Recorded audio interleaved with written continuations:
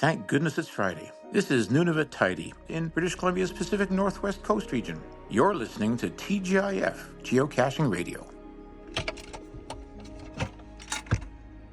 Hey, thanks for tuning in. This episode of TGIF is brought to you, of course, by the Earthcache. In 2024, we're recognizing 20 years since the first Earthcache was published in Australia. They are geocache listings that are not about finding physical containers. Instead, they most often take us to fantastic geological sites where we get to learn and have a hands-on lesson of some kind. And while this episode is all about them, so get comfy. This is TGIF Geocaching Radio, a podcast with a regular dose of curated geocaching news and adventure, contests and hot topics, and highlighting the many experiences that may await you. And I'm Geoff, aka The Bruce Zero, so stay tuned and let's hang out.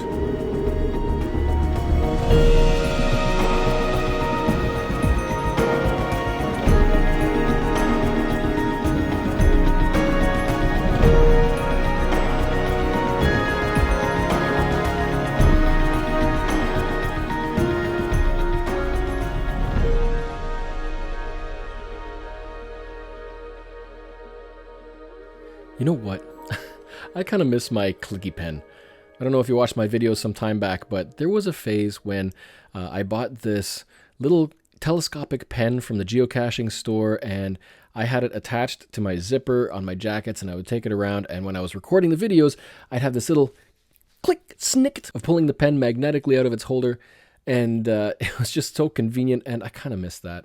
It got lost, and then the store never sold it again, and I tried contacting the original company that had them to see if you could get more. I think they're still available on Amazon, but they're not branded with geocaching anymore. I kind of miss that. Do you have a favorite pen that you use? Do you have one that you take everywhere, and this is the one you've got, and if you miss it, if you forgot it or you don't have it with you, then it's like, no! I think most people do. Anyway, man, it has been busy. I've been working on this first batch of GeoCoin orders for the last number of weeks, just trying to get this first set of orders out the door and finalizing all the little things that have to get done. But I'm getting excited for sending them out. I've been getting swamped by coding up a new website for Cacheline HQ, the CLHQ website, where people be able to take those items and register and activate their artifacts.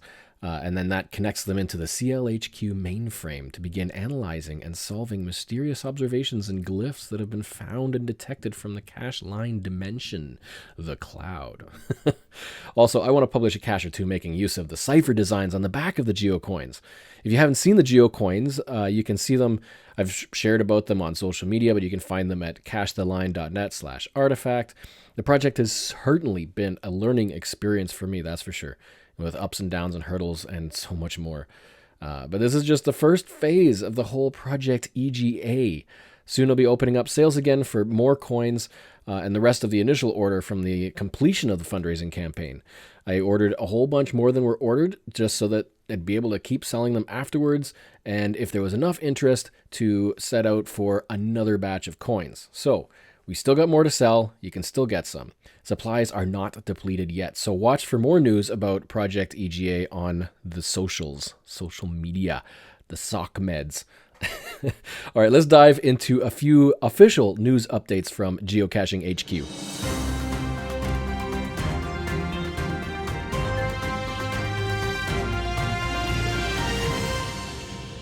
So if you recall, Geocaching HQ had announced that every month they would be highlighting a different theme for placing geocaches, and March's theme was plants and mushrooms. They posted a blog about the theme and then did some highlights for a number of geocaches that followed this theme, and you can find that link in the show notes along with loads of other links that will be mentioned throughout the episode. April's theme is colorful caches. I don't know, colorful caches won't be very camouflaged out in nature, but I guess they don't have to be. I mean, a lot of gadget caches and geocaches that are hidden in plain sight tend to be quite obvious if you know what you're looking for. So, hey, you never know. But if you are a cache owner or somebody who likes to create caches, then there's a challenge for you. Make a colorful cache. And who knows, you might get highlighted on the official geocaching blog. More Adventure Lab credits were also just distributed by HQ, and these adventures are basically virtualized geocaches that share space on the geocaching map. It has a separate app that you can download from your app store, just called Adventures. This time, in order to earn an Adventure Lab credit, in order to create one, there are some qualifications you need to have completed, and it's not all that hard, except you do need to be basically an active user of either playing or owning adventures. So this round, you need to be a premium member of geocaching. You must have done at least 2 adventure locations. I mean, who hasn't? With 1 in the last year. You should have no unused credits, so that means you've created all of the adventures that you have been given already. And of all the ones that you have created, they all need to be within the top 90% of global ratings. So basically, you haven't created anything that's in the bottom 10%. That shouldn't be too hard to accomplish, especially if you are somebody who wants to create an adventure. You've probably done all of that with no problems. So expect to see a few more adventure labs popping up in your region, most likely. So moving into some community news, Going Caching, the mega event out of Rome, Georgia that everybody's got to get to at least once, which I haven't been to yet, has announced that this year will be its grand finale event. This is going to be the last Going Caching. And this year's theme is Detective Story. It takes place on October 5th. It's GCAJ6MP in Georgia. And this is what they wrote about this event. Grand finale! After over a decade of geocaching while dressed as pirates and explorers, Romans in togas, time travelers, knights in shining armor, spies, ghostly apparitions, 1920s gangsters, Egyptian mummies, and raging Vikings, the Going Caching crew has decided that 2024 will be the final year for the Going Caching mega event. We have enjoyed hosting and playing along with our geocaching friends from all over and hope you can join us in a final epic celebration at Going Caching 2024. Where in Rome is Carmen Candiamo? This October, you won't want to miss it. Sadly, I'm probably going to miss it this year, but it sounds absolutely fantastic. So if you haven't yet, make sure you get over to that cache listing and post your will attend at GCAJ6MP if you are even potentially planning to attend, and help to make this just a fantastic blowout as a grand finale for this annual event. And making a comeback, the Geo Challenge of the month has begun for April 2024. This is a monthly challenge put out by Cache Advance and the Geocaching Vlogger. This is season 9. They've been doing this 9 years now. You can see Joshua's video doing the first challenge linked in the show notes, where we have to cache with a pet and either submit a photo or video as evidence of doing this activity in order to be entered into a draw to win the special Geo Challenge of the Month Geocoin from Cache Advance. So check it out and have some fun with it. It's always fun to do these month by month. Now, I don't know about you, but I have some friends, and sometimes if they're working on a puzzle, they'll send out an email to a bunch of us, and we'll all work together trying to solve this puzzle cache. Well, near the beginning of March, I got an email, and this was like a really big puzzle, and I kind of glanced at it and thought, oh man, I'm going to have to sit down and look at this. But I was at work, so I couldn't really spend much time on it. So I kind of forgot about it, but I saw some other emails come through with people working through it. I had no idea what this was for. But on March 2nd, there was another mega event, the Bamorama event in Alabama. And I found out afterwards because I saw a link to a video, a spoiler video, and then I recognized some of the puzzles. This was the puzzle for Treasure of St. Anne, which is GCAG296. And there was a whole bunch of steps to solving this cache. And the FTF, well, the cache listing describes it this way. It says, FTF will be awarded a treasure chest filled with booty, including unactivated, rare, and unique geocoins. And in this video, like a legit treasure chest filled with loads of, it's just treasure out the wazoo. You should check out the video. I've got it linked in the show notes. But there is a puzzle for you to work on if you love puzzles. GCAG296, the Treasure of St. Anne. That was a big prize for a cache for Bamorama. I'm not sure if my friends actually got to the end and solved it, but they didn't get the FTF prize. So big congrats to Waterfan5, Xana, and Ozzy for solving it first and being the first to find. Congrats. You can read their logs and their recollection of the whole experience on the geocache listing GCAG 296, The Treasure of St. Anne. All right, time to dive into the meat of this episode. We've got a double X size chat with Memfis Mafia all about earthcaching adventures as we celebrate their 20th birthday this year. This is TGIF Geocaching Radio.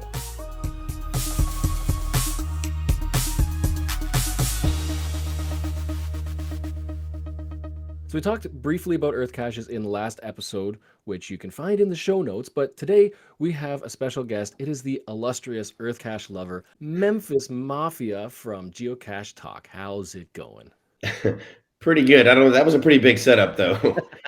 Illustrious earth cache lover. We'll see how that holds for the rest of the episode, but no, things are great. I am in a much warmer place than you are, so I cannot complain too much. Well, we are here to talk about earth caches because it is the 20th anniversary or 20th birthday, I guess, of earth caches. Do you remember the first earth cache ever placed? I remember your interview with the guy that started earth caches. Yeah. Does that count? And the first one would be what? Australia? Mm-hmm. I have not found that one, by the way. Just throw that out there. Not yet. Someday, hopefully. Yet. That's right. Yet. Earth Cache 1, a simple geology tour of Wasp Head. And talked about that in the last episode. It's GCHFT2. And you can go check that out, including the interview with geo-aware Gary Lewis. There you go. So I wanted to just, because you love earth caches so much, just wanted to give people a little bit of a taste of what you love about earth caches so much. So do you remember your very first earth cache find? Oh gosh. I was just looking through my stats earlier today because I was trying to remember best and worst and everything else, earth cache finds. And all right, I'll have to be honest about it, but the earth cache for me is kind of a love-hate relationship, I would say. So, and I'll explain that. So my very first earth cache I ever found, I had to go to it 3 times. So not because it was difficult, because it was I don't remember the exact terrain on it. It was up in Cheyenne, Wyoming. So before I got into earth cache, I just was more of a traditional, puzzle, whatever you find something. So I would go, and I didn't really do a lot of virtuals early on either, because I wanted to find something. So that first earth cache I was like, all right, I've never done one of these. I've got to do one. I'm going to do it. Did the thing, went and found it, took a few pictures, never ended up logging it. Lost the information, had to go back again and do it. So it took me a minute to shift my thinking to a more virtual cache type. But I didn't really catch on. And the truth is, as we'll talk about later, I'm not a good earth cache finder. I've hidden several. I've hidden half as many as I've found. So I've found less than 150 earth caches in all the years I've been caching. Yeah. And you've hidden more than half of that? Yeah, I've hidden 63, so not exactly, but and that was kind of born out of a love-hate relationship as well. But yeah, so finding earth caches, I think I'm trying to remember the exact date. So 2012, actually it was in Colorado. It wasn't in Wyoming. It was in Colorado. And it was, I think maybe why I had kind of a slow start too, is it wasn't a traditional earth cache where you go to the mountains, find a feature, and report back the answers on it. It was in town, and it was based on a natural spring that was in town that had been turned into a fountain, and you had to, do some information on it or whatever. So it was kind of an odd way to start off, but it wasn't a bad one. It was more of me adjusting to a whole different style of caching. Yeah, it's like there's something about geocaching that is fun about finding containers, but then when you come into things like virtuals and earth caches, which have no container, it's a completely different type of experience. It is, and it's not a bad experience. It's just different, and it takes a while to adjust. And everybody has their own preference of what style of caching they like better. And I think a lot of people, when they just start out geocaching, they pull up the map and then they see this other pin for an earth cache and go there and be like, "Oh yeah, I found it," and log it found. Did you read the description? Yeah. We've all been guilty of not reading the description. So yeah. So what are your favorite things about finding earth caches, and what are your favorite things about owning earth caches? Again, love-hate relationship, but the the least favorite thing about finding earth caches is you're not finding anything. So you're not finding a box, right? So once you get over that, because like that joy of when you finally see the object that you've been looking for, it's hard to beat that. It's hard to replicate that in any other game that we do, right? Mhm. That something that's right in front of you, hidden and amongst everybody else, you're sneaking around in town and you're finding something. It's you miss out on that with earth caches. However, a well done earth cache should take you to a beautiful location. You're out in nature, theoretically somewhere where you couldn't put, a physical cache maybe. And you're learning a little something about geology. I don't have a background in geology. So you do learn a little bit. And my favorite earth caches are ones that are not in town, but they're out. Yeah, I know you can put an earth cache in town. I've done that too. But the ones that are out in nature in a national park or something like that. And it's hard to beat that for just the experience alone of the scenery. So that's my favorite thing about finding an earth cache. So negative, there's nothing to find. There's not a box to find. Positive is it should take you to some just beautiful locations and just make you very thankful that our hobby is something that gets us out in nature instead of sitting on the couch all the time. Yeah, absolutely. Long story I'll keep it very brief. The love-hate also with hiding earth caches. I got into hiding earth caches because everybody told me it's not worth it. You can't get them published. It's impossible to do. And at that time, I had challenge. Yeah, it was the challenge, right? Just the same reason I got into Where I Goes really hard is because everybody was like, it's not worth it. It's too much trouble. You have to learn all this stuff. I was like, okay, I'm in. Same thing with earth cache. Everybody said you can't do it. And my history with hiding earth caches and the positive and negatives of it are kind of like the history and the evolution of earth caches themselves. So if you go back and you do some older earth caches, it's a lot of them. Some of them are disappointing because you walk up and read a sign and then you can walk away. You didn't even have to look at the nature around you. So that's kind of what I knew when I started. So my very first one that I ever hid was in Rocky Mountain National Park. I went through all this rigmarole to get permission from the national, and then it was just like you go up to a sign and read it. You barely even had to look into nature to do it. Now you did a little bit, but most information can be obtained from a sign.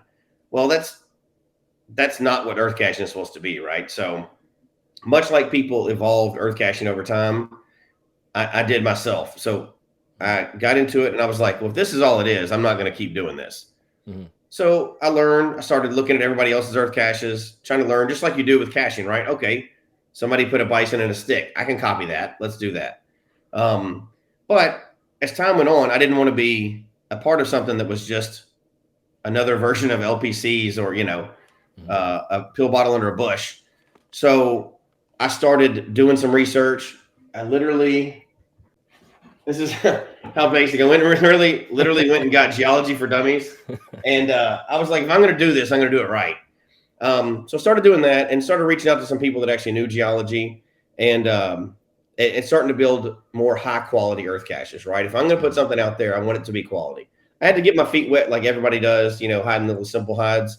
And then I would reach out to universities and download papers from the geology department about surrounding features in the area. And that's basically set up for earth caches. Now you have to take that and dumb it down quite a bit, right? Because nobody wants to go through a 3,000 level course to get at one smiley. Yeah. But so then I started hating earth caches less. When I found out it could be more involved and you could do a lot of tasks that were a lot of fun, measuring and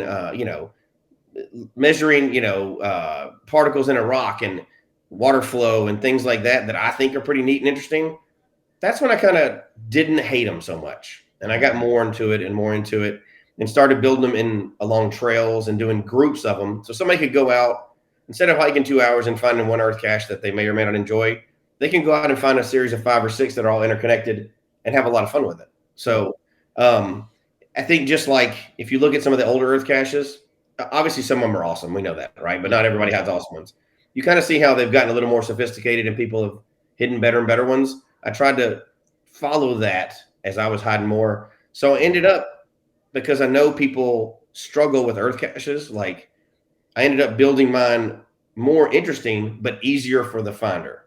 So, because what I hated is you go and you have this complicated thing. I wanted to build them to where people could enjoy them without having a geology degree. Yeah. It's kind of like trying to come up with something relatively unique about the location. Something neat that hasn't been done before in a way. Like that kind of makes the earth cache stand out more. Right. What I kind of like is, we get into geocaching because there's a whole lot of exploration and discovery. And then earth caches, you're not actually finding a container, but hopefully the best ones, like you said, and like I like, are the ones that teach you something new. And you kind of have to be in the mindset of learning, but that's why earth caches can be so good, is because it's more than just learning. You're going to the location and you're doing something hands-on, you're finding something, discovering something you didn't know. And those tend to be the ones that, for me as well, they stand out more. Yeah, absolutely. You can make it more fun, right? A good example of that is one of the types you've probably seen of earth caches is where they take you to more than one location and you compare two different things you just learned about. Well, you have to have learned a little bit to be able to do a true comparison with that. So that's exciting. Now it's a 2-stage earth cache or more, but you're getting more into it. You're not just going off and checking and guessing, oh, I think the river's, half a mile wide and the elevation here is so-and-so. You're really getting into it, and it's for the user more than it is for the owner. We've all seen earth caches out there where the owner wants to show you how smart they are. Well, that's great, but it's not really for the owner. It's for the person going to find it, right? Yeah. You're not trying to catch somebody dumb. You're trying to educate them a little bit and have them enjoy the experience. And yeah, I think that's what kind of flipped it for me. I have a policy that I'm not going to let anybody DNF one of mine. And I've had people DNF and they're just like, this is above my head. I couldn't figure it out. And I'm like, whoa. And I'll spend all day trying to convince them they actually know how to do it. I email them back and forth like, well, stop before you give up. Let's talk about this. What did you see while you're out there? And walk them through it and go, did you take a picture at all? Because, we have the ALRs on these now again. And I'm like, they're like, yeah, I got it. Here's my picture. I'm like, cool. I know you were actually there. You're not just making it up. And we talk about it. And I say that's it. That's all you want to look for. Please change that to a smiley. You went there. You looked around. You had fun while you were there. That's the whole point of this. It's not to get a degree out of it. It's to enjoy yourself while you're out there in nature. And that's a good point for ownership as well, because, we say it doesn't have to be right or wrong answers. It shouldn't be right or wrong answers, so that if you get it wrong, you can't log it found. You want them to have a good experience. And as an owner, you kind of have that flexibility of deciding, okay, yes, you've earned the smiley. You were there and you saw something. You've been able to recite it back to me, describe your experience and all that. Right. That's enough. Like, you had a good time, hopefully. And I think it's rare that somebody would ever be like, I don't care. I'm just going to log the DNF. Like, it's rare that would ever happen. Well, logging DNFs is a whole different show, right? But, I don't think it should be a test at the end. Those the ALR additional logging requirements for an earth cache are just to prove that you were there. You didn't just couch log it or whatever. Yeah. That's the way I view it anyway. And now one of the negative sides about owning is if you own a bunch of them, you need to have a commitment to communicate with the people that are going to log. And I own a lot currently.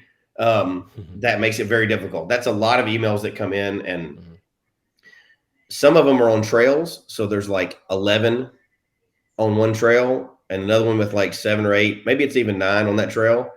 So you get the log and the email for 11 of them for every person in the group at one time. It can be a lot of emails coming in really quickly. And you're like, hey, you got it right. And tell all your friends that went with you they got it right too. But it's a commitment more than other caches, because generally with other caches outside of a virtual, you're not really expected to or required to respond to anybody once they find it, unless there's a problem. With earth caches, you kind of are, right? I know you're required to, but I mean, you're kind of expected to, and you should interact with them, especially if there's any difficulty or if they have any further questions. And I've had people ask further questions that are interested in the topic. And sometimes I can answer them and sometimes it's above my head. I'm like, you're gonna have to look it up, man, because I don't know that one. But Earth cache ownership, I think, is different than any other cache type. Yeah. Oh, absolutely, it is. And I'm kind of guilty of that as well because, after a while, when you first own a bunch of or an Earth cache or two, it's really easy to want to reply to everybody and thank them for their responses, and then give them a little more information if they ask for it. And I'm kind of guilty of slowly moving away from that. I only have 3 Earth caches, and so nowhere near as many as you. But I still I respond if there's issues or questions. But if everything is good and everything is right, I tend not to reply. And I think most people have kind of moved into that mindset. It's like, I've got all the information, send it off. I'm not expecting a reply from the owner saying, congratulations, you can log it, because, well, I've already logged it because I sent all the information. So, I mean, that's a whole kind of a messy gray area, but I think it is definitely good if the Earth cache owner is willing and able to respond to any logs that come in. Especially if they're passionate about what the Earth cache is about, because if somebody's like done all this work and they've done the tasks and answered questions, and it sounds like they're interested in it, then that's a great opportunity to proselytize whatever it is you're excited about.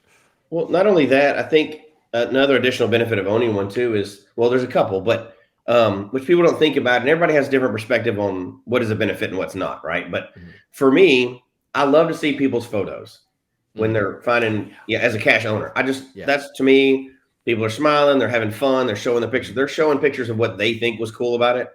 And you can require that on an Earth cache just to show they've been there, right? In most other cache types, you can't, other than a virtual, you can't do that. So to me, that's a huge benefit because I've got pictures coming in constantly. Another benefit for me is my Earth caches are spread out across the country. So they're not just all in one location. So I get people from all over the place, finding them all the time. And I enjoy seeing those photos. You can easily, as your logs are coming in, your email, you can see all the photos and stuff. And to me, that's just an added benefit. Yeah. And it just came to mind with all those photos. Like, I'm just thinking, you have so many people going through an Earth cache, and then they all post photos. They're all kind of the same photo. They go to the coordinates and then take a picture and a selfie. And it's like, it seems kind of repetitive. But at the same time, just thinking about it, every time I look at the photos from, say, the Londrangar, which I posted in Iceland, and I see people taking a selfie with that big lava, I forget the word now, go figure, in the background, and they're smiling and they enjoyed the hike and they think it's a really cool location. It's like reliving, visiting that area, visiting that spot. And you kind of relive that experience yourself as an owner when you see other people enjoying what you just published as well.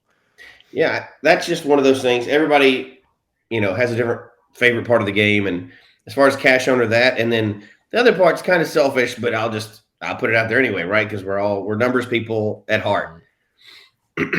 Having Earth caches, other than emailing people back and forth, you don't really have to do a lot of maintenance, right? Simple fire and forget. You're not going to have to, unless there's a natural disaster, you're probably not going to have to do any maintenance to that area. But you do kind of passively collect favorite points.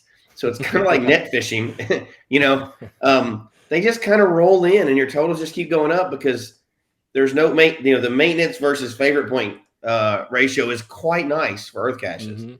So, if you have 10 or 11 Earth caches, that's a lot of them out there to be collecting favorite points that you're not having to run out and doing maintenance on, and you'll probably never have to archive. So from that side of it, it's if you care about favorite points and if that's one of your things, Earth caches are a pretty neat way to clean up on that. Yeah, and so even just looking through some of my Earth caches with the 3 I've got, I have one in Ontario, the grotto at Indian Head Cove, and it's at 125 favorite points, and so it's on the first page of Earth caches in Canada by favorite points, which is kind of neat. How many? And you have to do zero maintenance. Yeah, yep. That's pretty nice compared to the other caches, right? Yeah, and there was one time I did have to do maintenance though because the parking issue changed with the provincial park up there. Oh, okay. So I had to make some changes to accessibility for the park, for the location. But otherwise, the only maintenance you got to do on an Earth cache is if something changes physically with what's there. Right. So it's not a whole lot of work to own it other than checking people's responses. Yeah, and it's kind of nice, not just because maintenance is hard to do if you have a bunch of caches, but it's nice to know that every person's going to get the same experience when they go out there. Caches, physical caches that you hide, they move around, they migrate, right? People move them, and so depending on what it is, people may get a different experience when they go out there. When they're going out to Earth Cache, the mountain's still going to be there. The mountain's still going to be in the same place it was when you hit that Earth Cache. So you know the experience people are getting each time. Mm-hmm, mm-hmm. Let's take a quick break, and when we return, we will dive into logging tasks and what it takes to claim an Earth Cache as a smiley. This is TGIF, Geocaching Radio.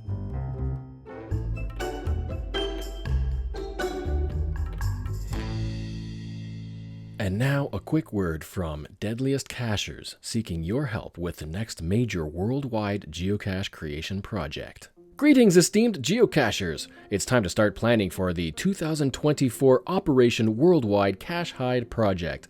This year's theme is superheroes. If you're not familiar with how the project works, each year geocache hiders from all over the world come together for a mass publishing of themed geocaches. This year's theme is superheroes, and the publishing date is Sunday, April 28th, National Superhero Day. For complete details about the project, go to www.geocachingcentral.com and click on the Operation Worldwide Cache Hide icon. All hiders receive a digital participation badge that can be displayed on their geocaching profile page. Getting your local community involved makes for a fun time of caching on April 28th when the geocaches get published. So, who's ready to create some creative hides featuring superheroes? That's awesome. So mark that date on your calendar and watch for a whole bunch of new caches to get published. And it's convenient that April's cache hiding theme from HQ is colorful caches. And you know how bright some superheroes just love to dress.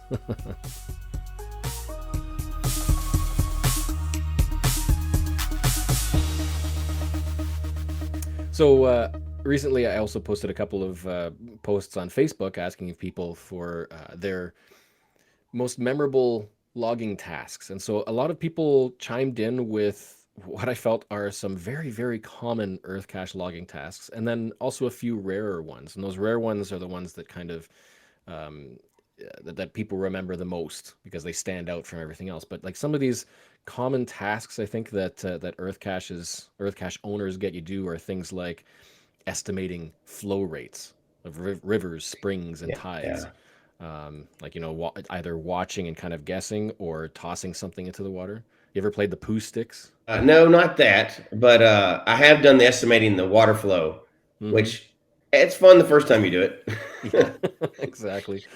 Another one. Some of those things are hard too, though, right? Oh yeah, yeah. Another one that I've had to do once so far is testing the pH or the acidity of water.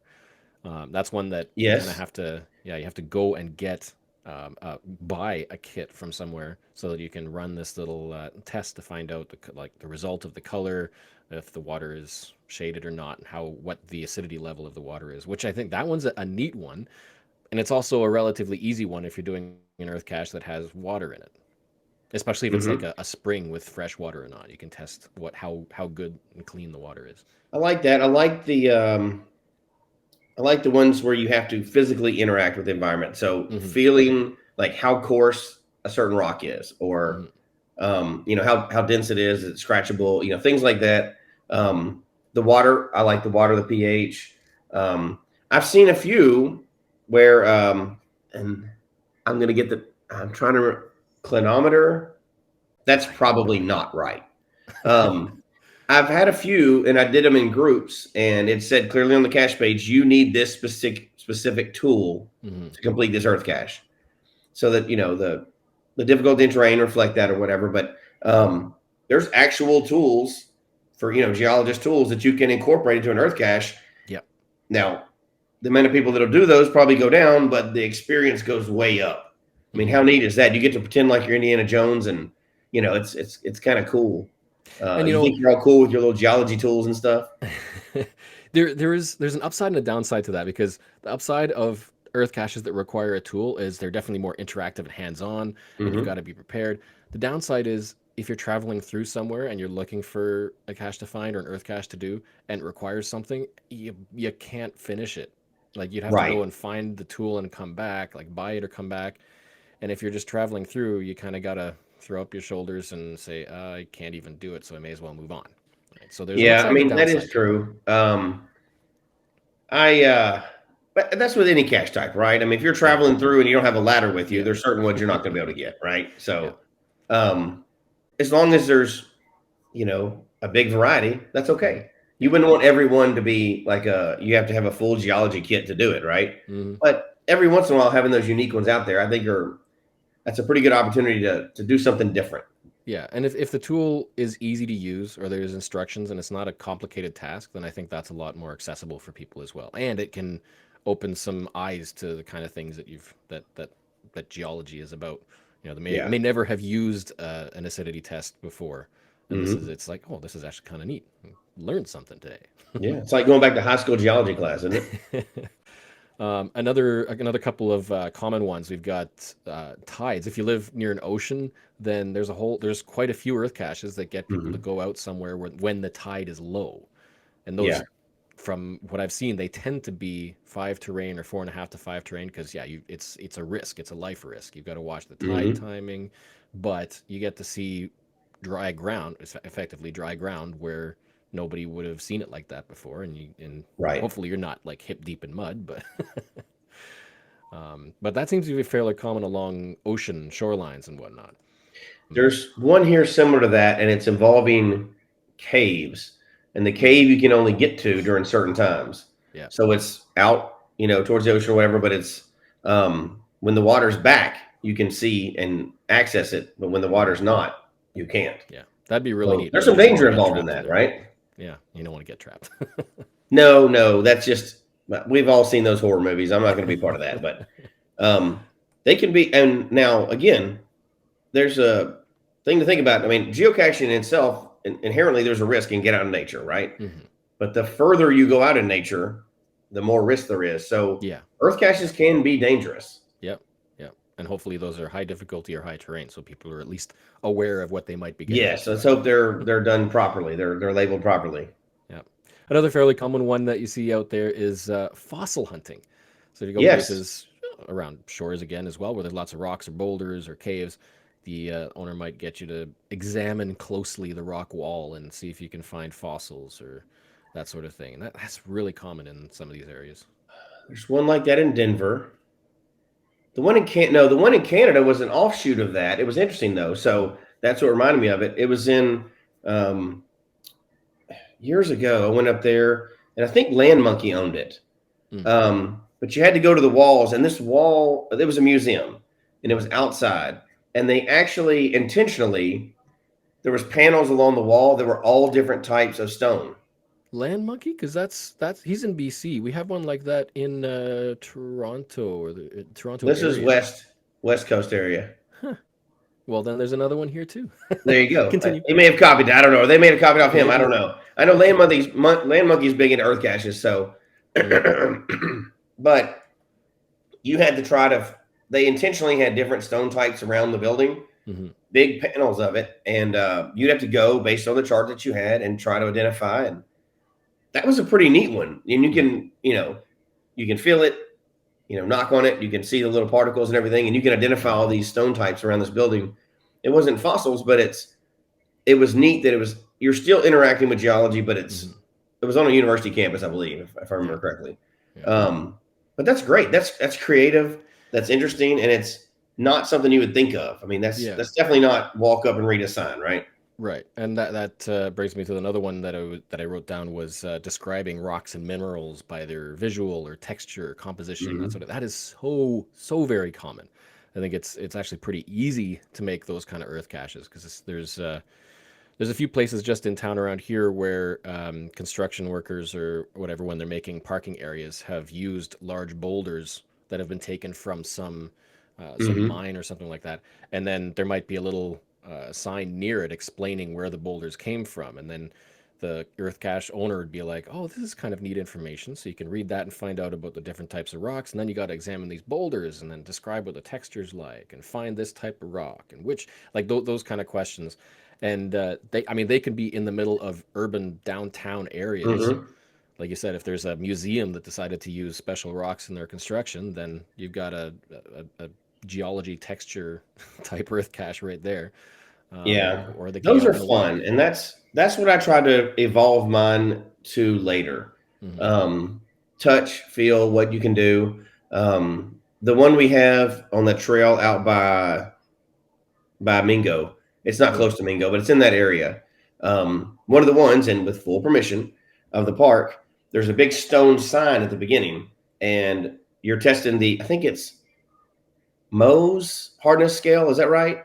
The hardness scale, whatever it is. I forget the name of it right now. But you scratch it with your fingernail, you scratch it with a penny, you scratch it with a key. The harder the object it takes, the harder the rock or whatever, and you scratch and interact. And there was a list of 4 or 5 things you could try, and that's how you could tell generally where it was on that hardness scale. That's fun. That's interactive, right? Yeah. But things where you touch and move and do things like that, those are fun. Or even a rock that let's say it's the rock example, but there's not a sign nearby. So you have to interact with the rock that's there, but also look on the cache page and care. That's where you're getting your information from instead of a sign. So you have to both read and interact. I think those are fun because you're kind of forced to learn a little bit.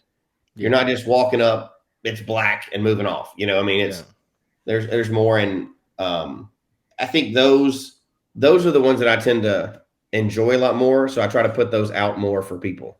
Yeah, and you made a good point there because, like you said, there's more interaction. You're not just gathering information. You're taking the information you used and then trying to answer a question or perform a task.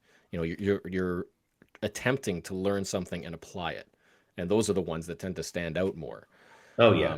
And all these, the tasks that I just mentioned earlier, they're common tasks because they're easy, but they're more observational. Go there, look, and describe. You're not so much necessarily doing something that you've learned. You're just taking information and then kind of repeating it in a certain context. Whereas there's a number of responses that came in that are more rare tasks. I thought that a couple of them were interesting because they're a little outside of the box. Like one person mentioned that they had to measure dinosaur footprints and then estimate the speed of that dinosaur. Oh, I like that. So, because you kind of have to understand a little bit about the dinosaur biology and how big their foot would be and how big the body would be, and then kind of guesstimate what they're walking, whether they're walking or running maybe, and what their speed would have been when those prints were made. So that's a little more application of information, which I thought was kind of a rare, potentially very fun task. Well, if you're looking at the big picture, as many of us do, right? We think about families. How fun is that for a kid? Right? I mean, you're talking about dinosaurs. First of all, dinosaurs are always awesome. Oh, yeah. So if you're a kid, dinosaurs are awesome. Yeah. So instead of just like, oh, wow, it's a big rock and, it's slanted because of that's how it came out. And a kid doesn't care about that as much. If you're measuring dinosaur footprints to see how fast he's running, that's fun for a kid. So now your geocaching day just became a lot more fun for them. So I love that experience, the experience that I provide for a family, or just me. I'd have fun with that one too. But that's a great experience for a family. Yeah, and it's almost like interactive tasks for Earth caches are like the gadget caches of physical containers. Absolutely. They're not going to be for everybody, but for the ones that enjoy it, they're going to get a lot of fun out of that. Yeah, absolutely. Another one that stood out that I think I may have done once or twice was the Earth cache owner actually asked you to taste the spring water, not just measure its temperature. I've done that. Or its flow. Yeah, I've done one of those. Yeah, it's like, okay, now you've got to take a risk. Are you going to fill up a container and take a sip of water that's been just flowing down the rocks? Are you that brave? And that's funny. There was one that I remember. It was on a road trip, and I can't remember which road trip, but it was at a natural spring, and it was built up enough. I think it was in central Ontario somewhere, but a very popular spring that people come in, and there's just always people collecting water from this spring because it's like free fresh water, and so everybody's filling up their containers. And I remember, I think some people were saying, you shouldn't just go and drink water from there. You should like make sure that it's safe. And I'm like, everybody going there is collecting water to take home. It's spring water, so it's like it's another one of those things that you're not asked to do very often. And so when you come up to it, it's almost like a dare. Yeah, I have actually done one of those, and I thought it was really neat. Yeah, and then even just the taste of water that comes from a spring can be a little bit different. Because Mm-hmm. there's different types of springs as well. There's the springs that come from just down a hill in the rocks and stuff. And if you're out hiking, you might learn how to properly test and make sure the water is okay because you don't necessarily want to. But then there's also things like artesian wells that are natural wells of water that people might use for as a water source. And those are all things you can learn about in earth caches. The one I had was mineral water. It was a mineral springs that was coming up, and you could definitely taste. It did not taste like water fountain water. It was totally different, Yeah. different, and it gave you an idea of what it could taste like as opposed to what mineral was in there, and Mhm. you could definitely tell the difference. It was an interesting one. So that was a fun one. Yeah, and there is a little bit of learning there as well because if you know that the person who is creating it has said it is safe to drink this water, then Right. you have an opportunity to, with trust, believe and try something that you may never have tried before. It's like if you were Mm-hmm. just out in nature, you might not be confident to say drink and test that spring water.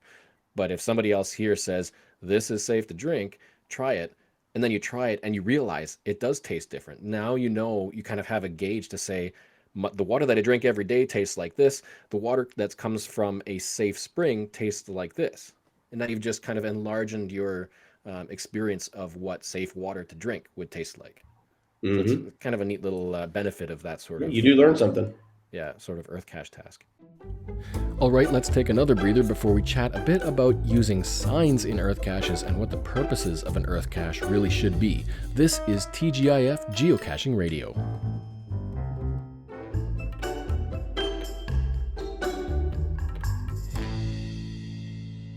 It is time for Cachely Corner. And big news. The long-awaited version 8 has been released, made available literally moments before the 2024 eclipse even. And with it, a major new format, Cachely Pro.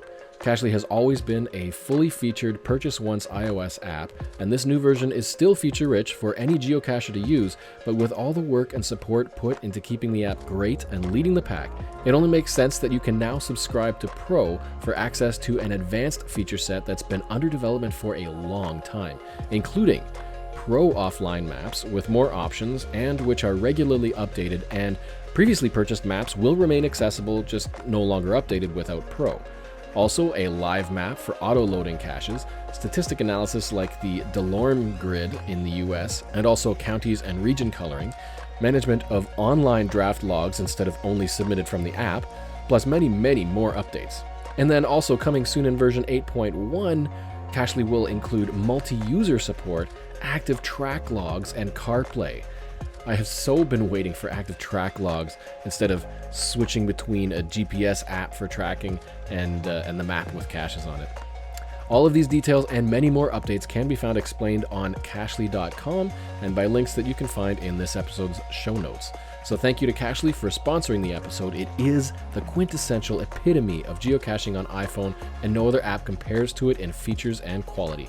It's only a few bucks a month or year, and I highly recommend it, whether you're a veteran geocacher or just getting started in the hobby. Find it in the App Store or visit cachely.com, www.cachly.com.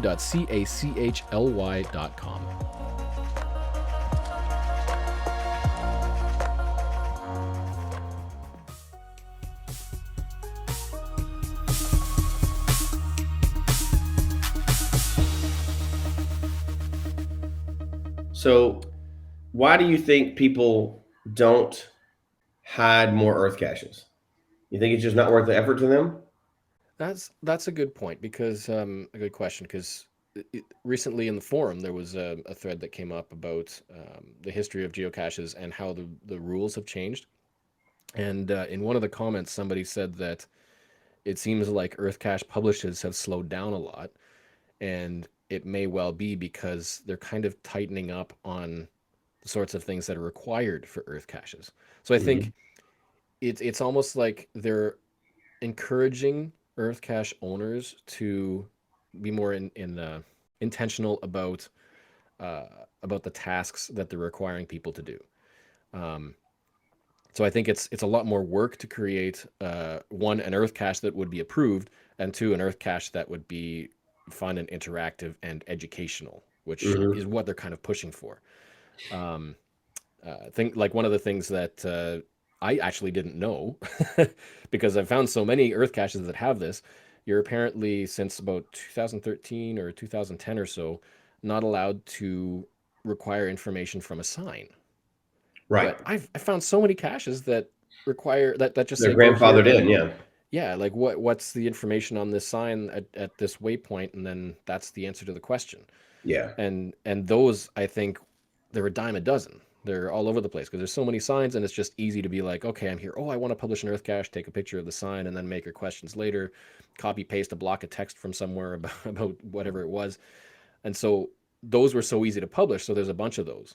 So I Yeah. think now we're seeing fewer Earth caches, but probably more um, more intense questions and tasks. Yeah. And the truth is, going and reading a sign is a virtual or lab cache. It's not an Earth Yes, cache. right. You're not really doing any geology, anything. You're just reading an answer off a sign, right? Mm-hmm. So I think them getting rid of that is a good thing, because even though it's harder to publish one because you can't cheat through using a sign, now you're actually going to have to do your own research on the area and stuff like that. It lends to a better experience. Mm-hmm. Parking your car, walking 2 feet, looking at a sign, getting the answers, and jump back in your car and driving off, you're not getting the Earth cache experience. Yeah. You're not walking down a trail. You're not looking at a mountain. You're not watching streams or flow, or you're not doing any of that stuff. Yeah. So if you're doing that, you might as well just put a virtual out. Yeah. Right. Yeah. Or a lab cache. You can do 5 then. You don't have to get out of your car. Just click them and guess, right? Yeah. So I'm happy about that change. And you hear a lot of times too they've changed the rules over time because of saturation. Mm-hmm. Waterfalls is a good example of that. There's tons of waterfall Earth caches out Yep. there, but you can't publish one now Mm-hmm. because they were so easy. People publish those really quickly. Mm-hmm. Well, you've got enough, Imagine if a reviewer could say, we have too many LPCs in this town, find something else to do. Mm-hmm. That would be awesome, right? But they can't do that. Earth cache reviewers can actually do that. Yeah. They can say, we've done this. We've got enough of these. Yeah. Because there's no proximity issues. Mm-hmm. They've got to do it by subject, right? So, well, yeah, and because it's also the GSA, the Geological Society of America, or whatever, and they so they're kind of a different batch of reviewers for Earth Mhm. caches than for physical or typical geocache types. So thinking about what an Earth cache is required to have, I think there's really only two. There's either 2 or 3, but I think there's 2 essentials. One of them is proof of visit. So there's got to be something that somebody Right. does to prove that you were actually there. And most Mhm. often that's take a picture, either a selfie of yourself or of something out there for privacy concerns, something but with like your hand or GPS or a piece of paper with your name or something like that to say Right, that right. this is you and this is your photo. And then the other one is that task. Something, I think there was also something hands-on you had to do at the location.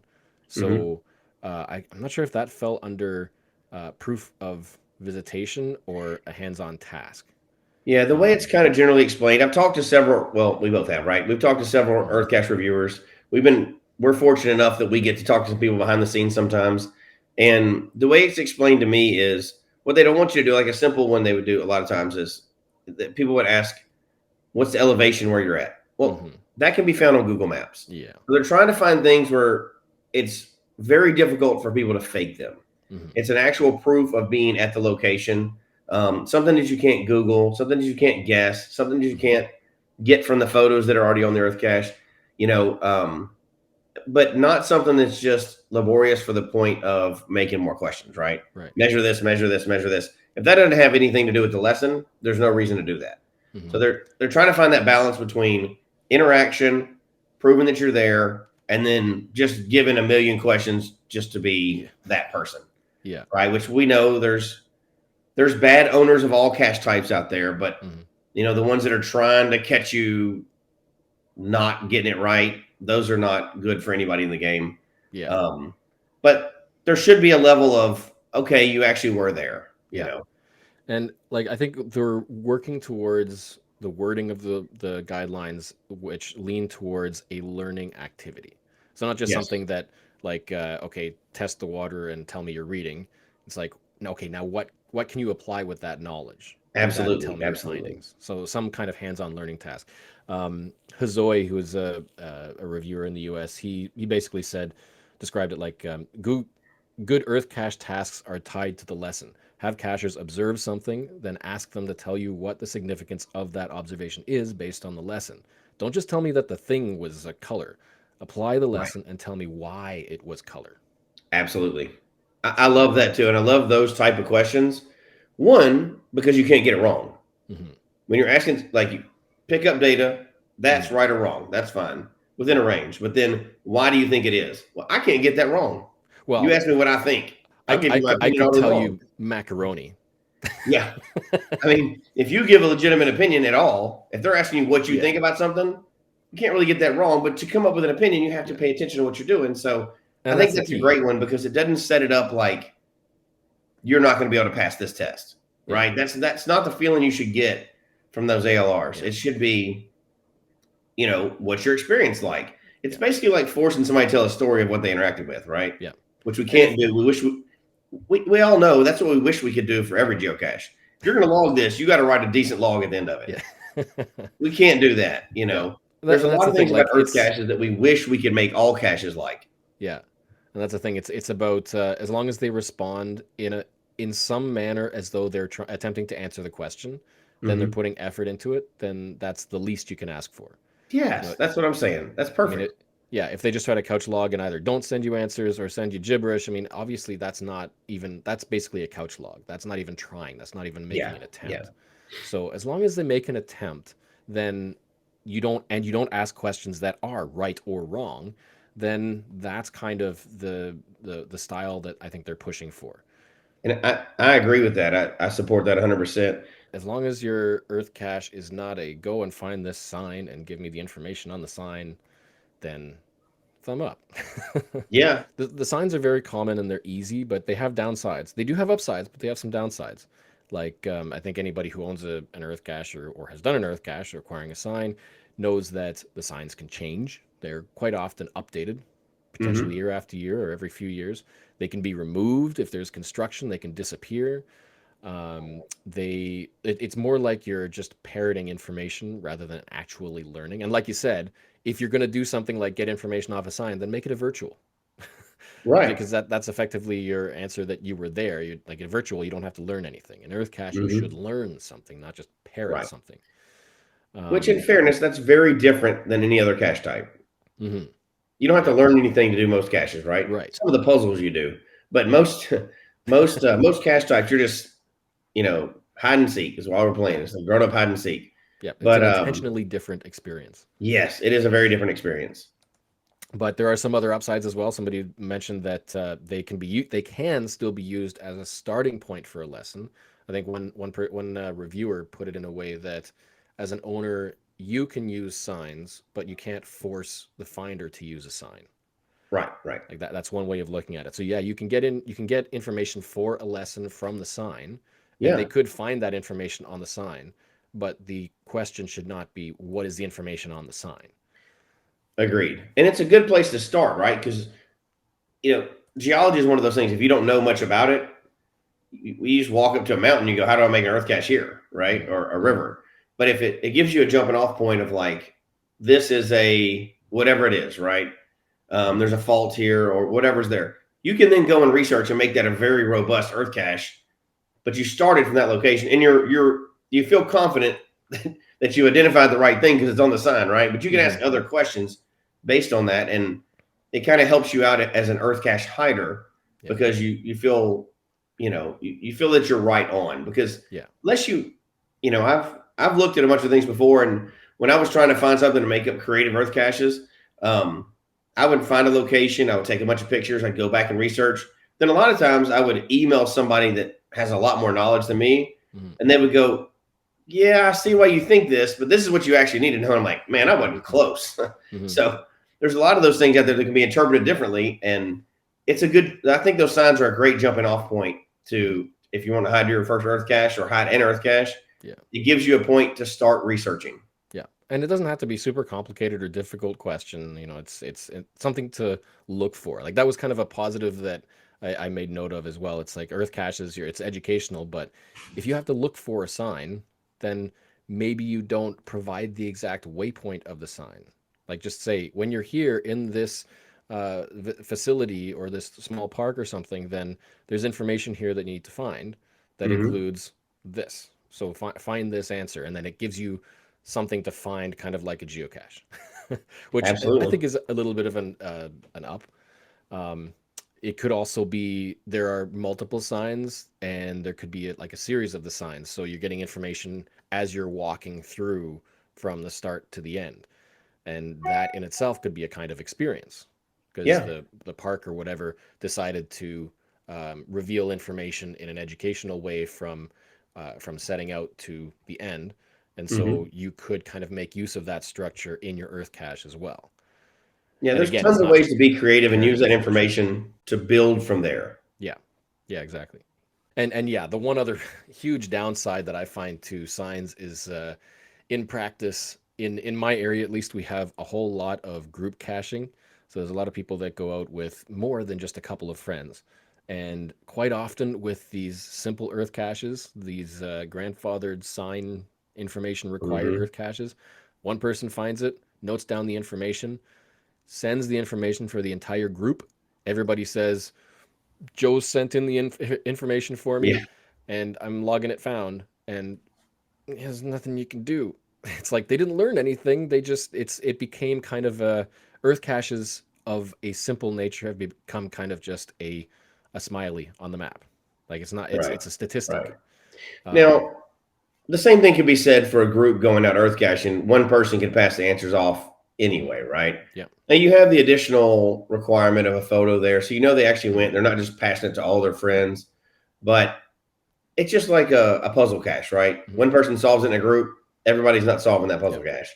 It's So that's yeah, going to it's be the an up or nature of down for group any cache caching. type, right? Yeah. Yeah. The difference, though, again, is that with earth caches, the push is to try to educate and learn in a Yeah. fun Yeah. way. Absolutely. And And you hope they're going to have the experience. And I think if you have a sign, nobody's going to care about that as much. But if you right. have an experience there, like a fun experience, Mhm. measuring the water or scratching a rock or, feeling the sand to see how coarse it is or any of those things like that, that's going to kind of encourage people to want to interact more than Right. if you're just walking up looking for an information flow rate on a sign, right? Yeah, you kind of pique that curiosity. So if your earth cache is actually interesting, you might actually snag some people who would otherwise just want the stat. Because Yes. there's always going to be people who like, can you just send me the information and I'll log it separately, or I'll just log it for us. There's always going to be people who just want to do that. But at least if the earth cache is something that they might just want to do. Yeah. The photo required is one thing that helps make sure that people are at least there. So Yes. yeah, they might have been in for the picture and then they were there, but they might not answer anything else. But the other thing that I think we're allowed to do as Earth Cache owners is require individuals to send in their own answers. So if a group of 10 go and one person in the past, one person can send in the answers for everybody, you could say in the description saying, you must send in the answers yourself in order to log it found. Yeah, they could still So send the answers around and everybody sends in the same answers, but at least that's one other thing that they have to do towards, actually earning that Earth cache. I see that point. However, so let me offer a counterpoint to that. I am very appreciative when a group sends me one group email. Hmm. Specifically, like I have some series of caches that are all along a trail. Like I have one, I think that's 12 on one trail. Well, you get the log of, 1 through 10 found it. Hmm. So you got 10 people finding 12 caches. That's 120 logs, 120 emails. If they're also each individually sending all 12 answers, you're more now at like 240 emails for one day Yeah, for one set of. Now, that's I know that's that's the a unique downside of experience requiring because you that. have a whole Yes. group of them, but that's a lot of emails all of a sudden. Yes. So if that becomes two emails instead, Yeah. I'm happy. Yeah. It'll still be 13, but I'm happy if they're doing it as a group. Yeah. Not like I found it with, Jim Bob last week, but we went It out would as be a hiking something. group today and found all this. Yeah, That's it'd good be for me. something that as an owner you'd have to make that judgment call and decide, am I Yeah. willing to have to deal with that or not? Because I mean, for instance, if you create an Earth cache that you know is going to be really popular, you might not require everybody to send it in. Even if you want to Right. make sure that everybody is doing it, you might not want to deal with that. Absolutely. Whereas if you know that it's popular but it's very rare, and you know that people are going to try to couch log or they're just going to try to drive through Earthcache, then you might require that. Yeah, and So I mean, that's your choice. I think the owner is I mean, allowed that's to how do much time you have, and it's my fault that I put out so many Earth caches not thinking. that. One of which was on a geo tour, lots of emails in Mhm. Rocky Mountain National Park, which is an extremely popular park, and it was part of the geo tour, so I got tons of emails on that one. And then two other groups were in groups of them along a hiking trail, so you generally get 8 to 12 finds per person in a single day with that, and they are usually done in groups, so it's multiple. That's something to consider, though, right? I am less overall concerned with somebody couch logging one of mine and it slipping through than I am somebody going out. I'm more concerned about somebody going out and having a bad experience.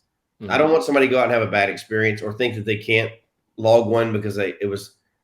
I have a different, some of mine are super easy. Some of mine are a little more complicated, a little more not complicated, but a little more involved in with the information you're collecting, and you're also hiking at the same time. Yeah, That makes it more difficult. The ratings, I have that 5-1. I have a 5 difficulty, 1 terrain. That's hard. That's a hard one, and it should be at a 5 difficulty, right? Yep. We haven't even touched on the discussion of what level of geology experience you should have, but I don't want somebody to be intimidated enough that they're not gonna try to log it. Yeah. I try to watch really good. Like if somebody says, I'm confused, does this count as an answer? I really try to make sure I reach out to them and go, absolutely. This is, and explain what's going on. And I'll even send them a little blurb. This is what I intended. Here's what you saw. That shows me you're there and you experienced it. So please make it a smiley, not a frowny. And I've had DNFs on Earth caches before.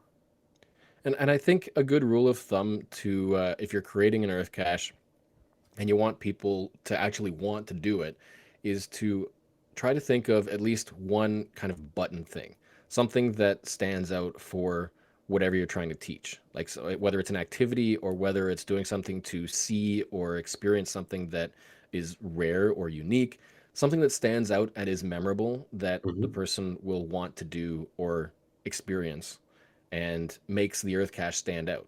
Because and something that can't just be done by a Google or something unique and interesting and that teaches and that it's a reward. You do the Earth cache and you come away thinking, I now know more than I did before, and my horizons have expanded a little bit. Absolutely. Yeah, I would I since I moved about a year and a half ago, a little bit over a year and a half ago now, I haven't done any Earth caches here. It's a completely different environment, so I've got to learn a whole new set of geological features here. I do plan on getting back into it eventually. At the same time, I'm kind of pretty deep into having a bunch of them right now, so I don't know how many additional ones I want to put out. Because I consider that a commitment, right? Emailing people back, consider that a commitment.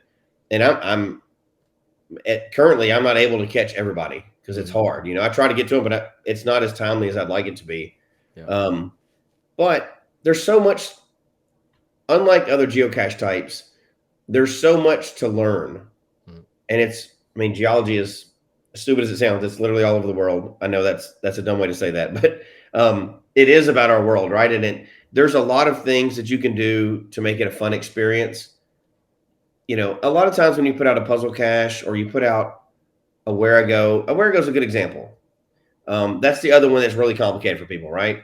Well, we know that you can spend a lot of time putting out a Wherigo and people can just crack the code and go to the final. We all know that happens all the time, right? There's tons of online crackers for it. But in Earth cache, you kind of have to get there and experience it. Even if you're wrong, you're still experiencing it. You can't just cut through to the answer. You got to take a picture there and you've got to at least look around to see it. So it's kind of closer to the hider's intention than a lot of other cache types. Yeah, it's almost like the intent of the cache type is a lot more streamlined to the experience of the cache type. Right. Really, if that makes sense. A container is a lot easier to log as found with fewer restrictions or limitations than an Earth cache, which you kind of have to experience stuff in order to log it as found anyway. So, right. Yeah. There's not a lot of throwdowns for Earth caches. So yeah.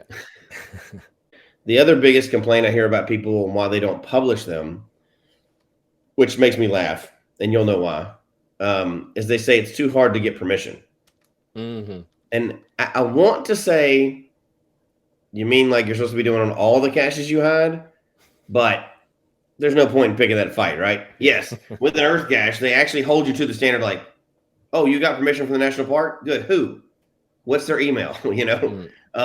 Normally people are like, when they're hiding a regular cache, oh yeah, I got permission. It's good. No, you didn't. You didn't ask any. You didn't interact with anybody. You snuck it onto Walmart's parking lot and left. Yeah.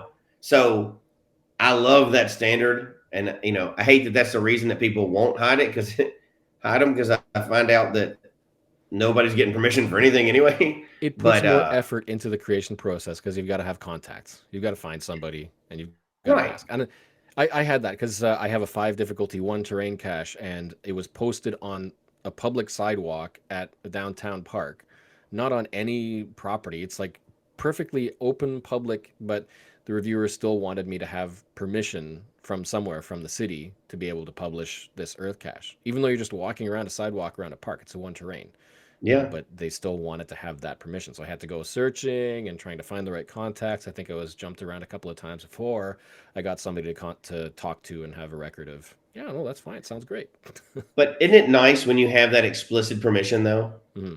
I mean, you definitely want to, if you went to all that trouble, you're going to make sure your cache page is nice. You're going to make sure the experience is nice. You want it to be the best you can be because you're not skulking around hiding something, right? You're making a good experience for everybody involved. I think it just, like people like gadget caches. Usually if you have a gadget, well, I don't say usually. People that had gadget caches, because we drew that parallel earlier, that's in the open a lot of times, right? So you're going to make sure wherever you have it, you have permission to do it. Mm-hmm. Well, it emboldens you after that. You really want to put a lot of effort into it because now there's not just cachers that are seeing it. The property owner knows it's there. There's like a lot. You're holding yourself out a little more in the public, and I think that's a good thing for caching. Yeah. And hitting pause on that thought for a moment, when we come back, we will take a look at deleting logs, helping loggers, FTFs, DNFs, and a few more Earth caching tips. This is TGIF Geocaching Radio.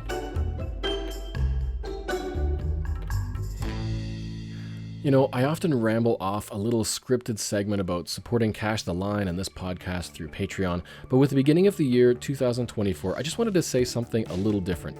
I'm sincerely grateful to all of you who opt in to support the channel, the podcast, and the brand. It really is a lot of work to put together content, whether it's video or audio or events, or even helping to promote the hobby over social media. And there are so many people in the community now who really help to provide an amazing network of connected geocachers and content providers, from bloggers and vloggers, photographers, travelers, and podcasters, to just standout personalities, like the illustrious Joshua, the geocaching vlogger. But it's thanks to those of you who support in whatever way you're able, whether financially, through kind words of encouragement, through sharing content and interacting, answering questions, and helping others in the community, that keep us going, who give us motivation to keep creating, or just to help fund the costs and time and equipment needed to produce entertaining, promotional, and engaging content. I really do hope that you enjoy what Cache the Line creates and stands for, and if you would like to join the growing band of excellent geocaching adventurers who pitch in to help keep the ball rolling here, just visit patreon.com/cachetheline, where you'll find a few options for contribution from as little as the cost of a cup of coffee per month to annual support with a bonus discount, and see what other bonuses you may receive and unlock as a thank you for your generosity. And now, if you've been following the GeoCoin project EGA, you'll also know that patrons who have purchased GeoCoins will also be receiving special signature stickers of Tiny Tim and Sir Maximus. So visit patreon.com/cachetheline for all the details, and thank you so much for your support.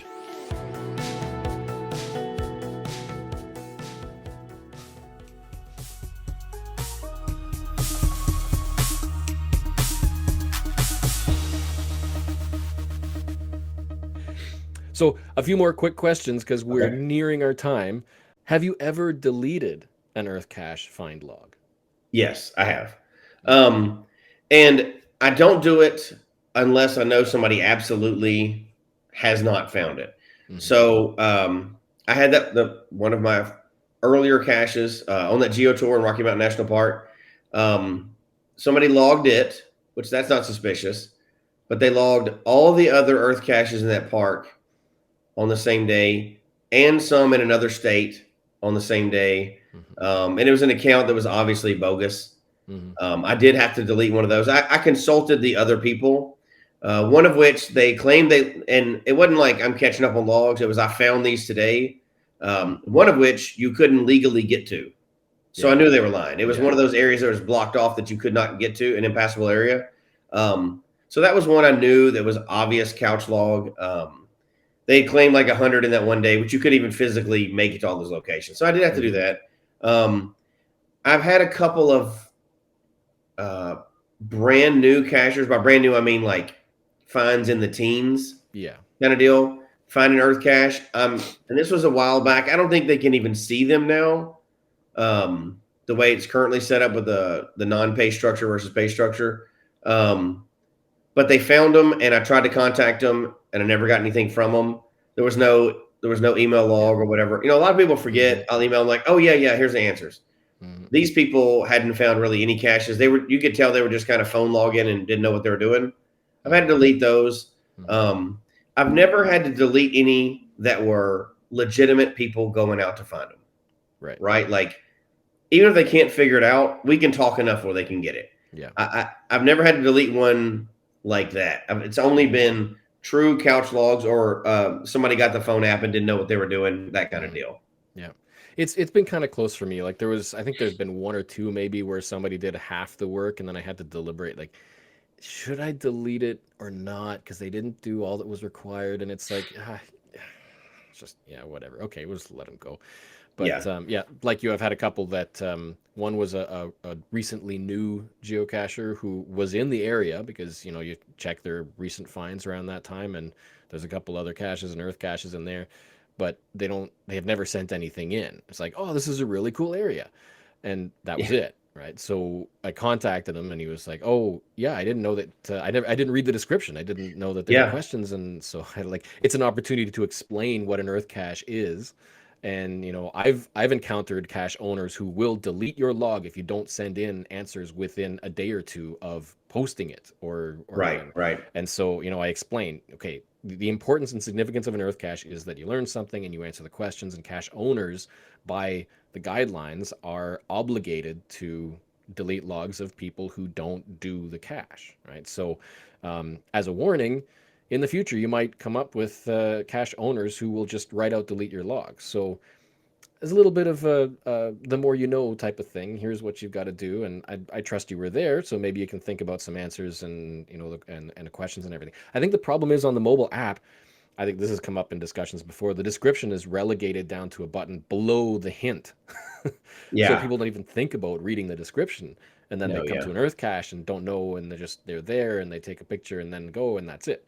They don't really learn anything. I've had similar experiences to that. I've had somebody that obviously didn't know what they were doing. I emailed them back. They could tell there was a new. Now I've never just hit delete without. Of course, I'm an online snooper kind of, so I go and check the profile, check the cache they've done. I check everything into it. But I've emailed people back, and they were like, "Oh, I had no idea what Earth. I had no idea what kind. I couldn't find anything. I didn't know what was going on, so I thought I just took a picture." And I've told them about it, and they liked it, and we've had conversations.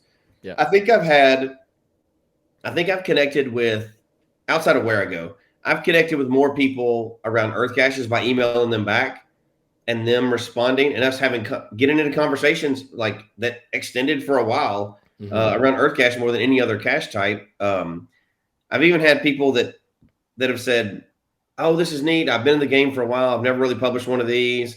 I see you've done a bunch. You got any tips?" And I'm like, not only have tips, let's do one. And I've helped people publish Earth caches. I've helped them build the whole things and publish them. And I know they would never ask that much, but I'm like, yeah, let's do it. I'm like, that only helps everybody. Yeah. I'm by no means an expert, and I'm by no means a geology expert for sure, or an Earth cache expert, but I know how to do them, and I've found them and I've hidden them.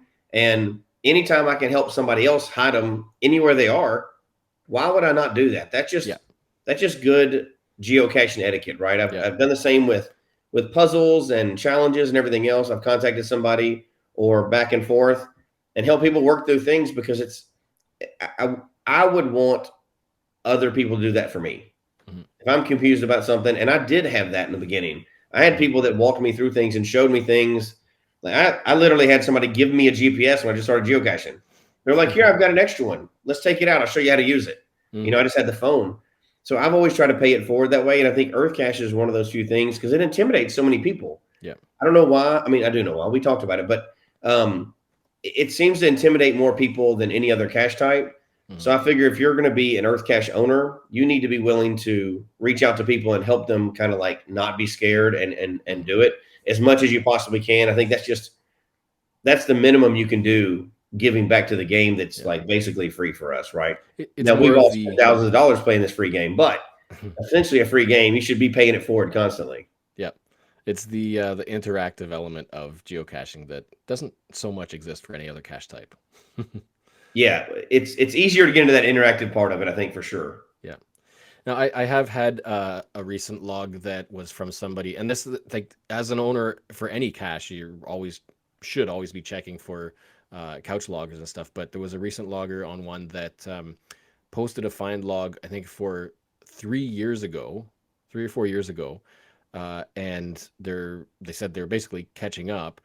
Their log wasn't very unique about the location. It was fairly vague, and they didn't send any answers. They didn't post any pictures, and the way that they have the website set up now, you can't view somebody's find history necessarily. And so I couldn't scan back that long enough to be able to see if there were other caches in the area that they had found, to see if they had actually been there. So very suspicious. So I had to contact them and say, like your typical thing, you haven't sent in answers yet. There's certain things you've got to do for Earthcaches, et cetera, et cetera. And then it was a few back and forth message exchanges. And every time they responded, it was still vague enough to not be evidence or proof enough that they were actually there. Yeah. They posted pictures, but then they don't look, they look kind of like the location, but not recognizable as the location. It could have been anywhere. It could have been taken. I tried to like reverse image search to see if they took it off the internet somewhere. It's like, oh, what do you do in that situation? Because like there's no way to actually know, and it's like they're just kind of skirting the edge of truth and lie. And right. And at the end of the day, the damage of deleting a legitimate finder is way worse than letting a couch logger get through. You know what I mean? Like a couch logger is a cheater anyway, right? You're not going to stop them from cheating. They're not going to be like, you know what? I have a new philosophy of life. I'm going to stop cheating on something that doesn't matter. They're not going to do that, right? They're going to keep cheating. Yeah. But the person that's really struggling is legitimate. You could definitely, by how you react to them, turn them off to the game. So I feel, not that I want couch loggers to get through, but you're not going to change that behavior. Yeah. Your one time of, catching them is not going to, they're going to just move on to another one and try to cheat. But helping the person that is really trying, that's going to go a long way. And that person may be in the game for, 20, 30 years from now. So it's a balance, right? I like catching cheaters more than anybody, but at the same time, I'll let some cheaters pass if I can help some people in the game. Yeah. Well, one of the philosophies that I often support is making sure that the cache history, at least recent history, is accurate. So the logs, because people read the logs. If you're going out to find a cache, the recent history is what you look at. Everybody reads it. It's public. So the cache owner's responsibility is to maintain their cache listing as well as their cache container to make sure that the logs are as reasonably true as they can judge. And so for something like this, if it's an Earth cache that was posted as a find 3 years ago, there's no way to verify. They're putting all this work, say it is fake, they're putting all this work into trying to prove to you that it's true. It's just not worth fighting. No, it's not. It's like the recent history is accurate. Nobody's going to be looking back 3 years to see that stuff. Yeah. Like, it's just, let it go. Now, if they were trying to couch log, say, a week ago and there hasn't been any other logs or something like that, then I would want to make sure that find log is accurate to the experience. Because if someone looks at it, then, so that there's that judgment call that I guess a cache owner has to make. And so they'll come in. You got to decide. Another question. Have you ever FTF'd an Earth cache? Gosh, I feel like I have. I think I've FTF'd every cache type. how would I even know that? That is another question. There's Project GC has a list of those, right? Yeah, yeah, because they search the find log, they can record that. I'm almost 99% positive I've FTF'd an Earthcache. I think I've FTF'd all cache types except for a virtual and a webcam. I've even FTF'd an event because I thought it was funny. But I'm almost positive that I have. Now I'm going to have to go back and research it, but I'm pretty sure that I have. It is a tough one because there's no, like, we always say FTFs, there's no metric for it and all that.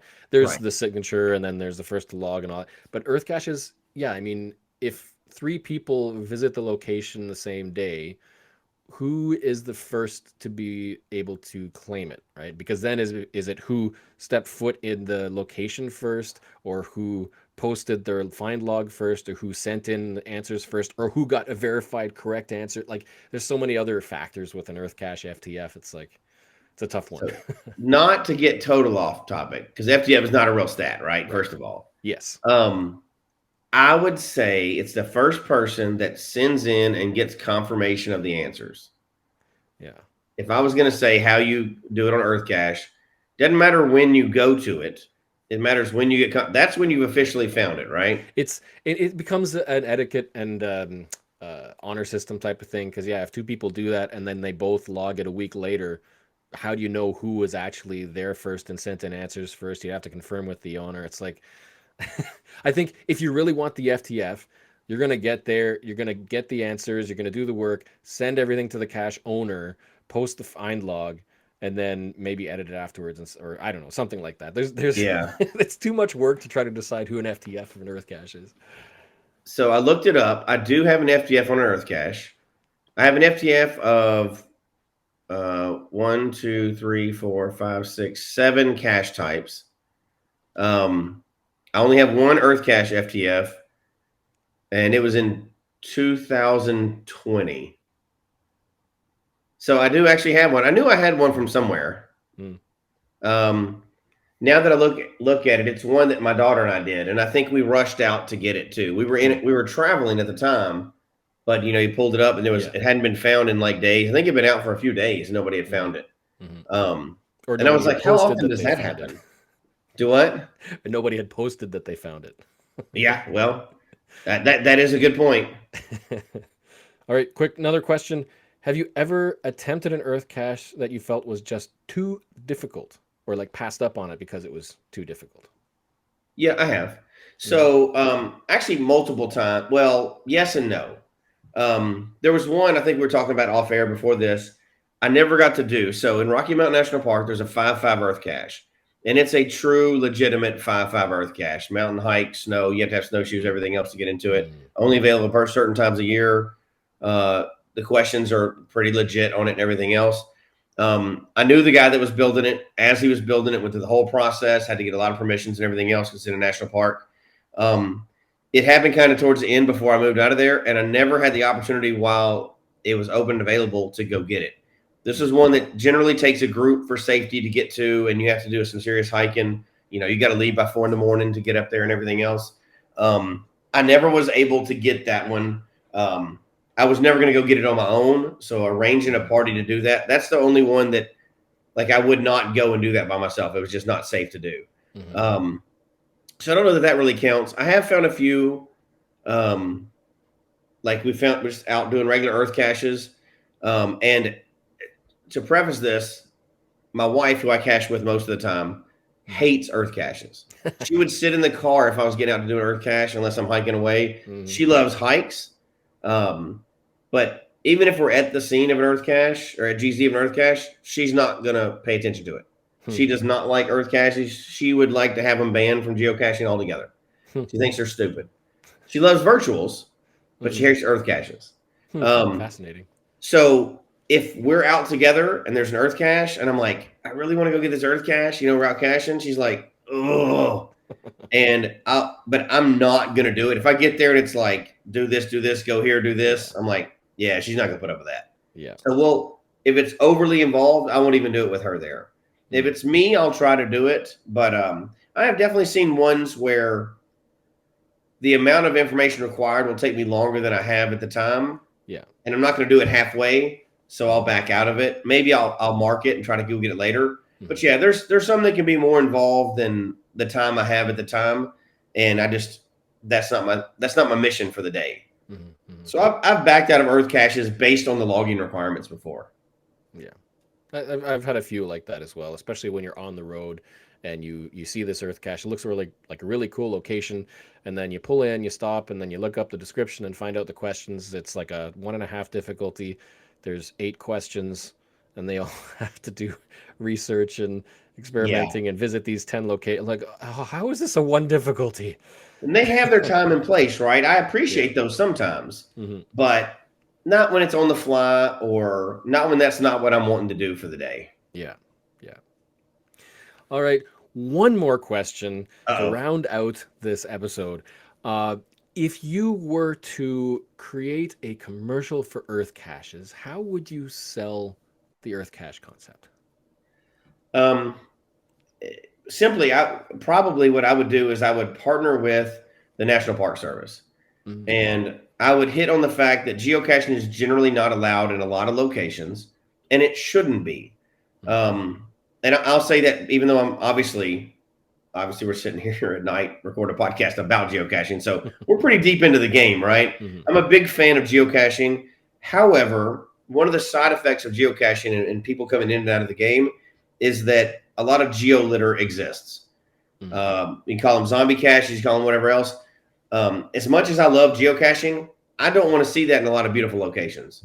So for me, I would sell it with national parks or whatever, under the fact that you can still go geocaching in the most beautiful locations that we have, both in this country and around the world, but we don't have an item to find there. So I think that's the perfect type of geocaching. That's the biggest sell for me, is you're truly getting out in nature and maybe accidentally learning a little bit too. But locations that shouldn't, in my opinion, have any physical container left behind, that people are going to be messing with or tracking through.